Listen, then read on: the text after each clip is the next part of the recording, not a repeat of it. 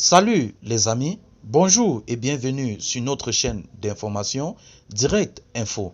Alors si vous êtes nouveau, abonnez-vous sur la page et surtout activez la petite cloche de notification pour ne rater aucune de nos épisodes d'information. Mesdames et messieurs, nous allons prendre un pan aux côtés du Mali où cette situation des 49 soldats ivoiriens arrêtés à Bamako fait gonfler le colonel Assimi Goïta. Il faut le dire, après avoir traité les soldats ivoiriens de mercenaires, la junte militaire d'Assimi Goïta a fini par exclure ce thème des discours officiels avant d'avoir recours à une médiation togolaise. Le ton change à Bamako. Le Mali est désormais prêt à régler le contentieux avec la Côte d'Ivoire par voie diplomatique. La question est désormais de savoir ce que les autorités maliennes veulent mettre exactement sur la table. Il faut le dire, en échange de la libération des militaires ivoiriens détenus depuis le 10 juillet 2022 à Bamako. Le ton change à Bamako. Le président de la transition insiste toujours sur le respect de la souveraineté de son pays, mais se dit désormais ouvert au dialogue et disposé à œuvrer conformément à l'esprit de fraternité et d'excellentes relations entre le Mali et la Côte d'Ivoire à un dénouement heureux de la situation, y compris par voie diplomatique, dans le strict respect de la souveraineté du Mali.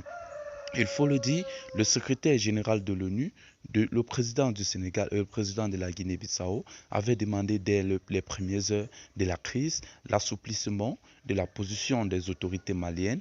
La Côte d'Ivoire avait demandé la libération sans condition des militaires ivoiriens arrêtés le 10 juillet 2022 à l'aéroport de Bamako sans succès.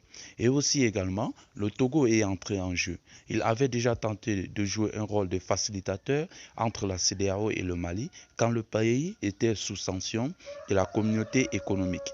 Les autorités maliennes saluent cet accompagnement et prêtent aujourd'hui une oreille attentive à la démarche du président togolais.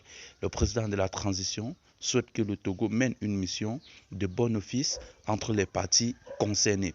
Visiblement, le Mali lui-même veut passer à autre chose, mais joue tactiquement pour ne pas sortir perdant sur toute la ligne. Maintenant que veut gagner le Mali dans la médiation togolaise avant de consentir à libérer les militaires ivoiriens. Le Mali est un partenaire économique privilégié de la Côte d'Ivoire.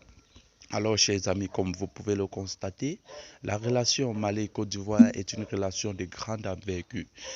C'est pour la raison pour laquelle Assimi Goïta préconise une résolution pacifique par voie diplomatique. Alors, les amis, si vous avez aimé cette vidéo, abonnez-vous sur la page, activez la cloche de notification pour ne rater aucun épisode de nos informations. Merci et bye bye.